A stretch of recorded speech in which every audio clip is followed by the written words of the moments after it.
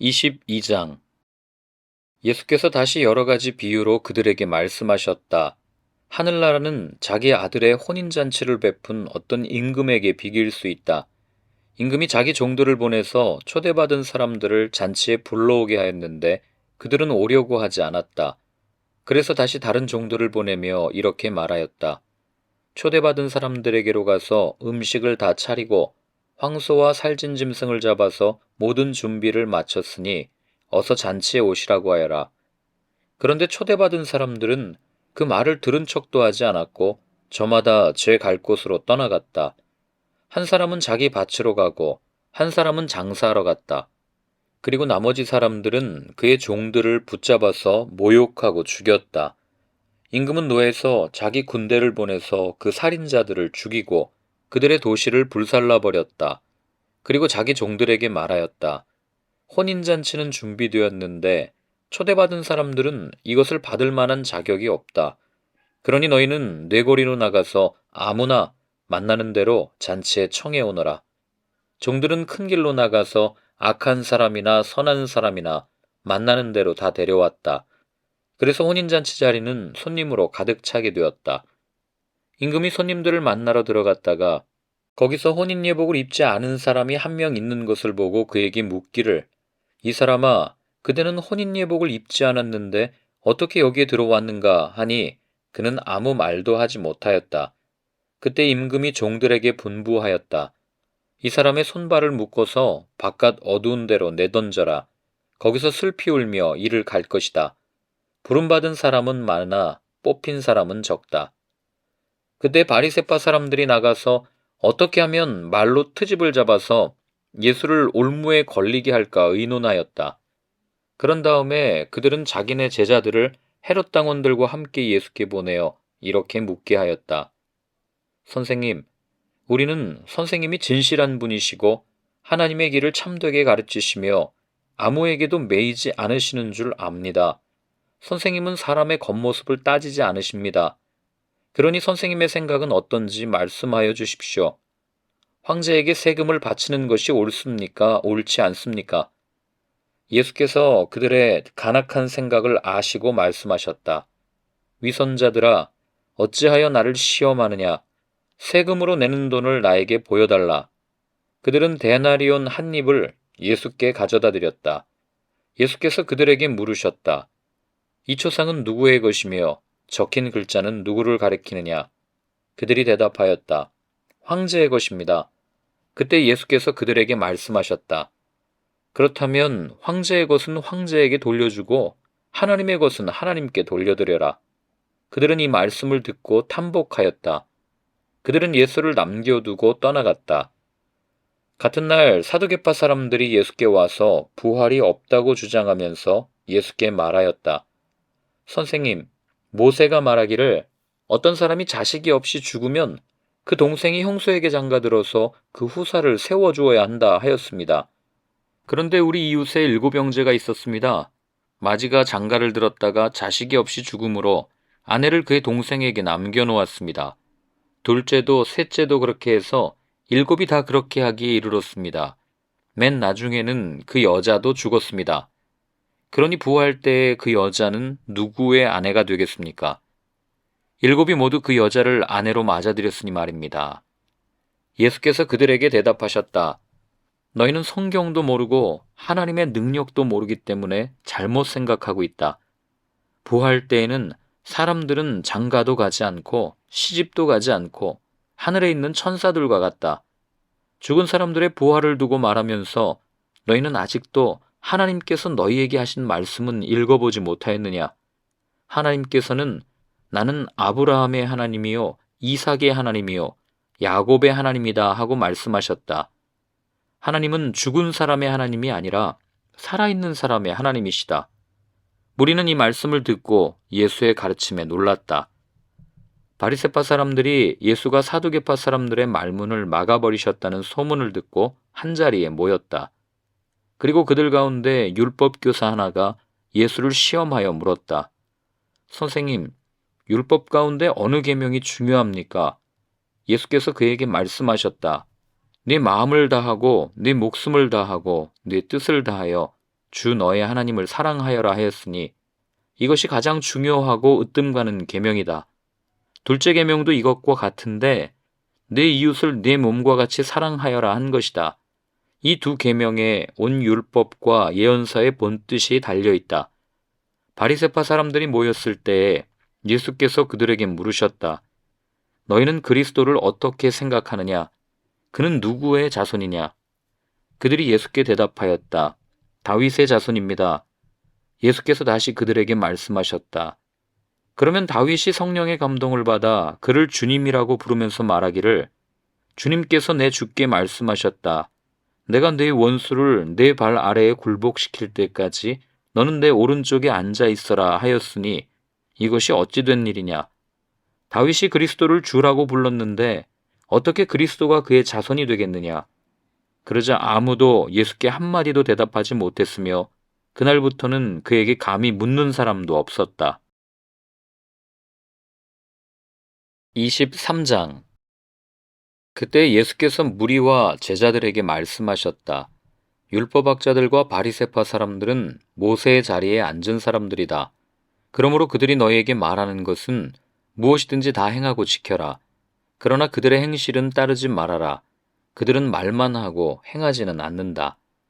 그들은 지기 힘든 무거운 짐을 묶어서 남의 어깨에 지우지만 자기들은 그 짐을 나르는 데에 손가락 하나도 까딱하려고 하지 않는다. 그들이 하는 모든 일은 사람들에게 보이려고 하는 것이다. 그들은 경문곽을 크게 만들어서 차고 다니고 옷수를 길게 늘어뜨린다. 그리고 잔치에서는 윗자리에, 회당에서는 높은 자리에 앉기를 좋아하며 장터에서 인사받기와 사람들에게 랍비라고 불리기를 좋아한다. 그러나 너희는 랍비라는 호칭을 듣지 말아라. 너희의 선생은 한 분뿐이요 너희는 모두 형제자매들이다. 또 너희는 땅에서 아무도 너희의 아버지라고 부르지 말아라. 너희의 아버지는 하늘에 계신 분 한 분뿐이시다. 또 너희는 지도자라는 호칭을 듣지 말아라. 너희의 지도자는 그리스도 한 분뿐이시다. 너희 가운데서 으뜸 가는 사람은 너희를 섬기는 사람이 되어야 한다. 자기를 높이는 사람은 낮아지고 자기를 낮추는 사람은 높아질 것이다. 율법학자들과 바리새파 사람들아, 위선자들아, 너희에게 화가 있다. 너희는 사람들이 들어오지 못하도록 하늘나라의 문을 닫기 때문이다.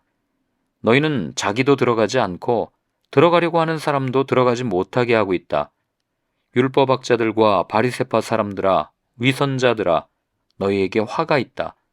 너희는 개종자 한 사람을 만들려고 바다와 육지를 두루다니다가 하나가 생기면 그를 너희보다 배나 더 못된 지옥의 자식으로 만들어버리기 때문이다. 눈먼 인도자들아, 너희에게 화가 있다. 너희는 말하기를 누구든지 성전을 두고 맹세하면 아무래도 좋으나 누구든지 성전에 금을 두고 맹세하면 지켜야 한다고 한다. 어리석고 눈먼 자들아, 어느 것이 더 중하냐? 금이냐? 그 금을 거룩하게 하는 성전이냐? 또 너희는 말하기를 누구든지 제단을 두고 맹세하면 아무래도 좋으나 누구든지 그 제단 위에 놓여있는 재물을 두고 맹세하면 지켜야 한다고 한다. 눈먼 자들아, 어느 것이 더 중하냐? 재물이냐? 그 재물을 거룩하게 하는 제단이냐?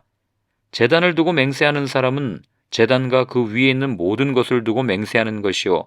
성전을 두고 맹세하는 사람은 성전과 그 안에 계신 분을 두고 맹세하는 것이다. 또 하늘을 두고 맹세하는 사람은 하나님의 보좌와 그 보좌에 앉아 계신 분을 두고 맹세하는 것이다. 율법학자들과 바리새파 사람들아, 위선자들아, 너희에게 화가 있다. 너희는 박하와 회향과 근처에 11조는 드리면서 정의와 자비와 신의와 같은 율법의 더 중요한 요소들은 버렸다. 그것들도 소홀히 하지 않아야 했지만 이것들도 마땅히 행해야 했다. 눈먼 인도자들아, 너희는 하루살이는 걸러내면서 낙타는 삼키는구나. 율법학자들과 바리새파 사람들아, 위선자들아, 너희에게 화가 있다. 너희는 잔과 접시의 겉은 깨끗이 하지만 그 안은 탐욕과 방종으로 가득 채우기 때문이다. 눈먼 바리새파 사람들아, 먼저 잔 안을 깨끗이 하여라.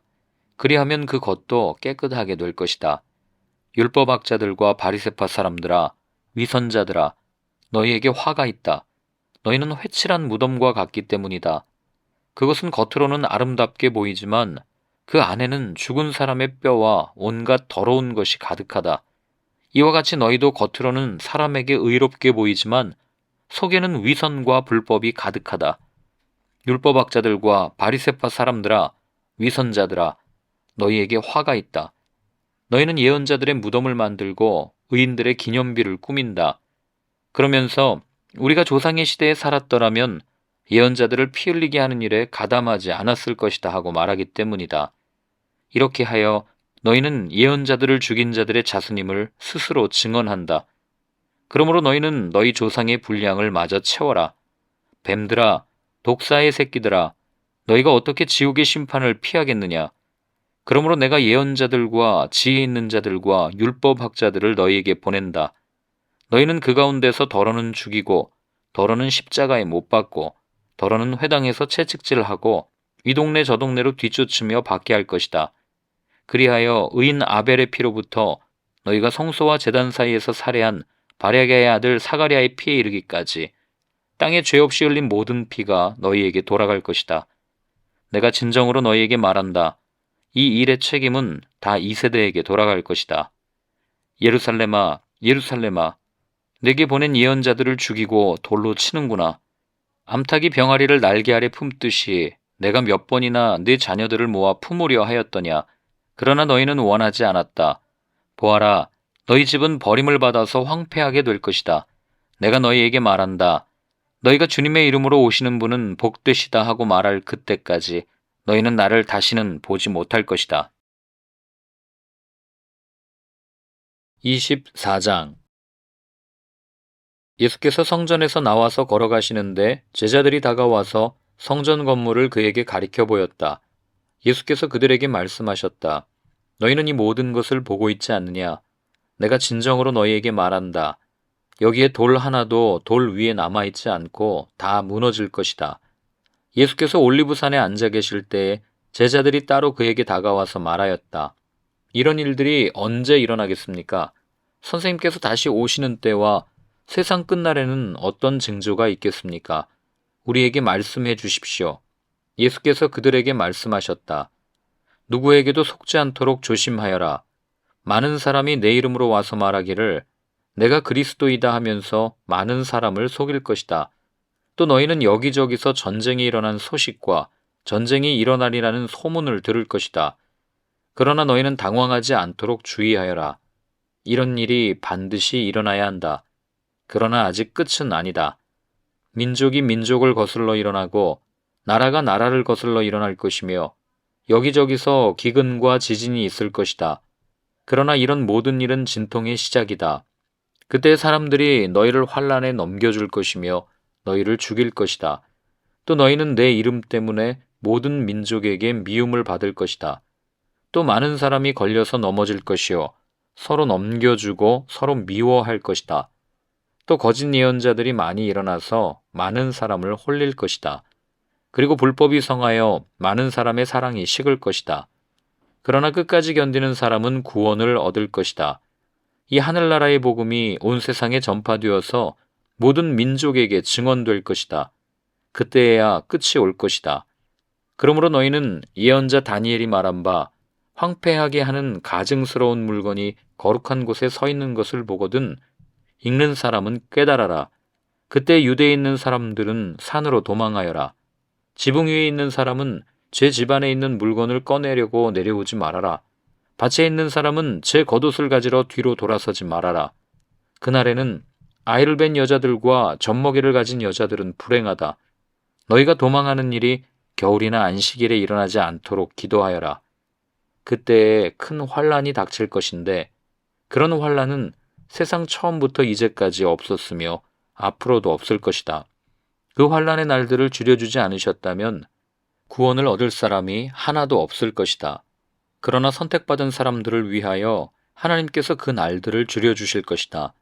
그때 누가 너희에게 말하기를 보시오, 그리스도가 여기 계시오 혹은 아니 여기 계시오 하더라도 믿지 말아라. 거짓 그리스도들과 거짓 예언자들이 일어나서 큰 표징과 기적을 일으키면서 할 수만 있으면 선택받은 사람들까지도 홀릴 것이다. 보아라, 내가 너희에게 미리 말하여 둔다. 그러므로 그들이 너희에게 보아라, 그리스도가 광야에 계신다 하고 말하더라도 너희는 나가지 말고, 그리스도가 골방에 계신다 하더라도 너희는 믿지 말아라. 번개가 동쪽에서 나서 서쪽에까지 번쩍이듯이 인자가 오는 것도 그러할 것이다. 죽음이 있는 곳에는 독수리가 모여들 것이다. 그 환란의 날들이 지난 뒤에 곧 해는 어두워지고 달은 그 빛을 잃고 별들은 하늘에서 떨어지고 하늘의 세력들은 흔들릴 것이다.